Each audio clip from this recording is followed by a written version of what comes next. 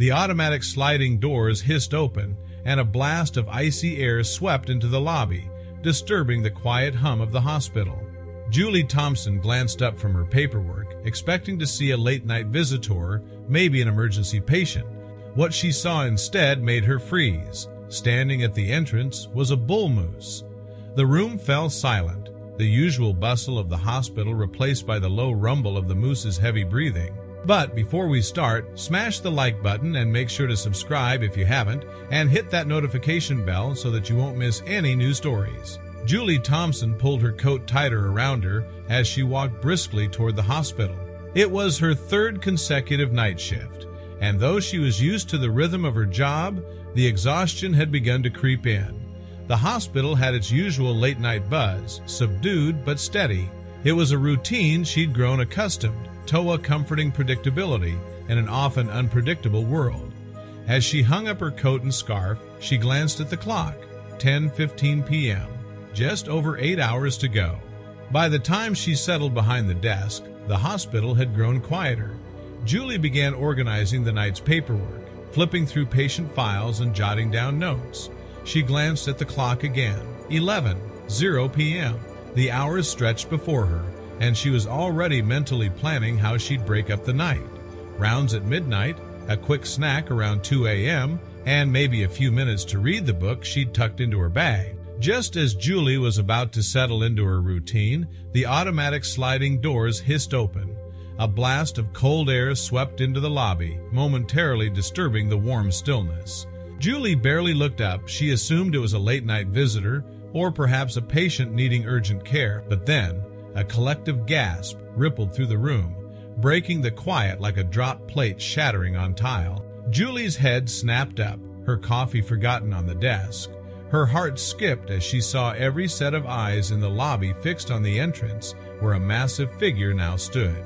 Standing just inside the doorway, steam rising faintly from its fur, was a bull moose, and were tangled with debris strips of plastic, torn bags, and what looked like pieces of fishing net.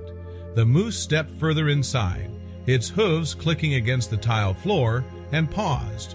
Her pulse quickened as she met its gaze. This wasn't a frightened animal that had wandered in by mistake. Julie set her pen down and stood slowly, the weight of the moment settling over her. "Stay calm," she said, her voice steady despite the rapid beating of her heart. Taking slow steps, Julie approached the moose, her eyes scanning the tangled mess around its antlers. The plastic flapped noisily as the animal shook its head, a low grunt rumbling from deep in its chest. She could almost feel its frustration, its desire to be understood. The closer Julie got, the more details she noticed. The plastic was torn in places, its edges jagged, as if it had been dragged through sharp branches or rocky terrain. "What happened to you?" Julie murmured, her words more a thought spoken aloud than a question directed at the animal. The moose didn't flinch at her voice, its dark eyes steady on hers. The moose shouldn't be here, yet its presence didn't feel random. It moved with purpose, its massive frame exuding a quiet determination that both unnerved and fascinated her. She reached into her pocket and pulled out her phone, her fingers trembling slightly as she typed a hurried message to her friend, Peter, the town's trusted veterinarian. Her instincts told her that he needed to know what was happening, even though she could already predict his reaction. "Julie, a moose just walked into the hospital. Plastic tangled around its antlers. Looks like it needs help or it's trying to tell me something." The reply came almost immediately, the disbelief clear in every word. "Peter, is this a joke?" Julie frowned at the scream, glancing up at the moose as if it might answer for her. The animal shifted slightly, shaking its head in frustration, the plastic rustling noisily. The sight made her chest tighten. "Julie, dead serious. I'm going to follow it." For a moment she hesitated, her thumb hovering over the send button. The rational part of her screamed that following a wild animal into the snowy night was reckless, maybe even dangerous. But then she looked at the moose again. Its body carried the signs of a long, arduous struggle, the mud caked on its legs, the way the plastic wrapped tightly around its antlers as though it had fought hard to free itself. Yet it had come here, to the hospital. Of all places, why here? Had the moose been drawn to the light seeking refuge? Or had it sensed something more human presence, a chance for help? Her years as a nurse had taught her that some moments defied logic. She had seen patients pull through impossible odds, moments when instinct and gut feelings mattered more than reason. The moose exhaled heavily, the sound a deep rumble that seemed to echo through the stillness. It turned then, its massive body pivoting toward the exit with deliberate movements. Julie's breath caught as it paused in the doorway, looking back at her for just a moment. It was waiting.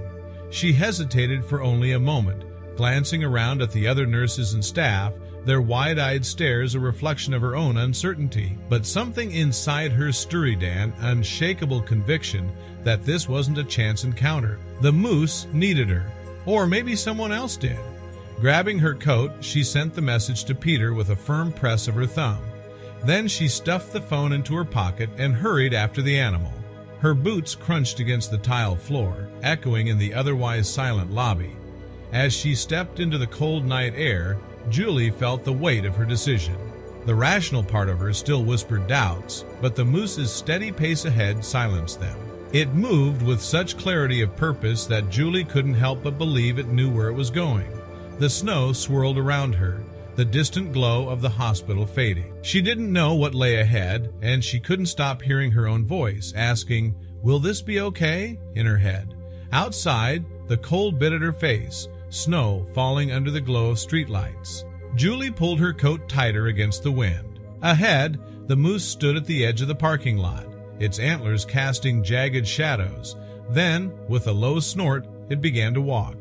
Julie hesitated, following a wild moose into the woods, especially one tangled in debris bordered on reckless. Moose could be dangerous when agitated, but the plastic caught in its antlers tugged at her conscience. It wasn't attacking or fleeing, it was leading. Her phone buzzed. "Peter, Julie, this isn't safe." "Where are you?" "Julie, I just sent my location. Meet me if you can." The moose moved gracefully despite its size and the debris. Julie followed, her boots sinking into the snow as the town's lights faded behind her and darkness closed in. In the woods, the air shifted.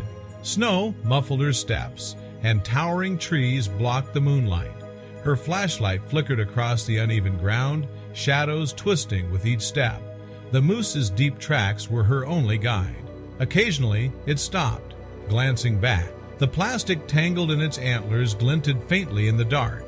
Her phone buzzed again. "Peter, I'm close. Don't do anything risky. What's it leading you to?" "I don't know yet," she whispered into the silence. The moose had stopped again. It let out a low grunt. Julie's flashlight swept the ground. A shape emerged from the snow, tangled in netting and plastic. She froze as a deep growl emerged from the heap. Her instincts screamed to flee, but she stood her ground. The moose remained still, watching. Then a twig snapped. Her breath caught. Another sound followed closer. She crouched low behind a tree, flashlight shaking. A figure emerged from the shadows. Her light caught familiar features. Peter, breathless, clutching his flashlight and backpack. Relief hit her so hard, her knees nearly buckled. "Peter!" she hissed, stepping out. "You scared me half to death," he frowned, scanning the clearing. "What are you doing out here alone? You could have been hurt or worse." His voice was sharp with concern. Julie gestured toward the moose. "It led me here. There's something stuck in the snow." Peter's gaze shifted to the animal, his jaw tense.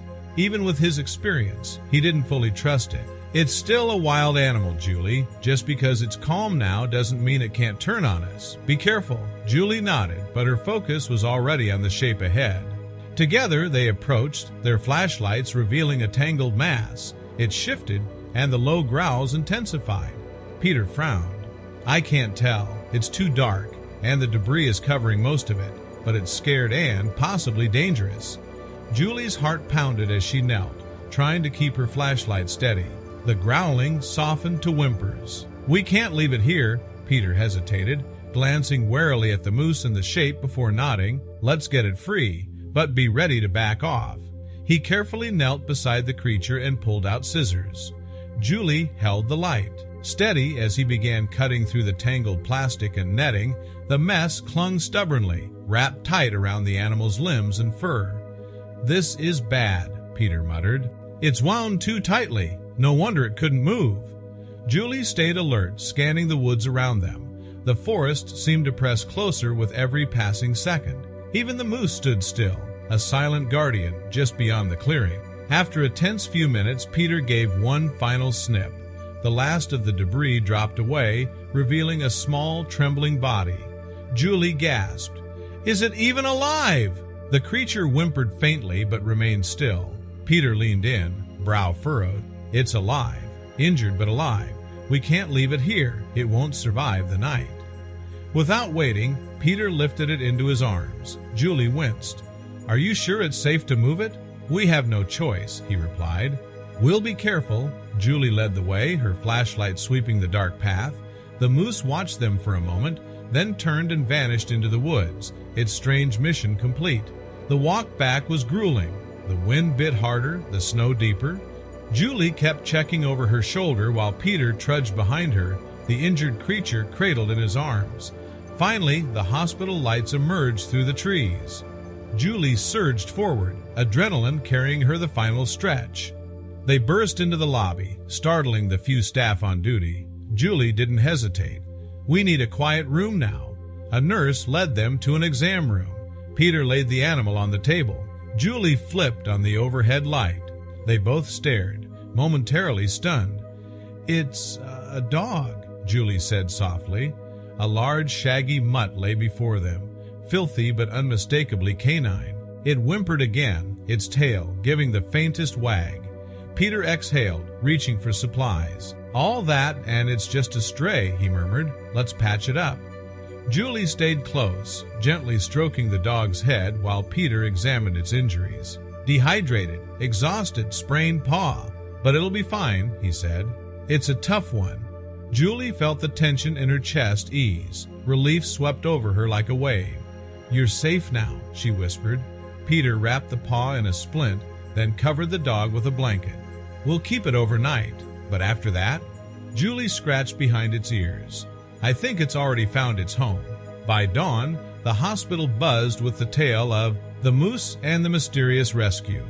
Julie stood by the window, watching the snowy forest. The moose was long gone, its tracks erased, but its presence lingered. Peter joined her. The now clean dog nestled against her leg. You did good out there, he said, voice lighter. Julie smiled. The moose knew what it was doing. It led us here for a reason. Peter nodded, still unsure. I've seen a lot, but this is different, Julie chuckled. Some things aren't meant to be explained. You just follow your instincts. The dog let out a soft bark. Julie crouched beside it, ruffling its fur. You're safe now, she said warmly. We'll take care of you.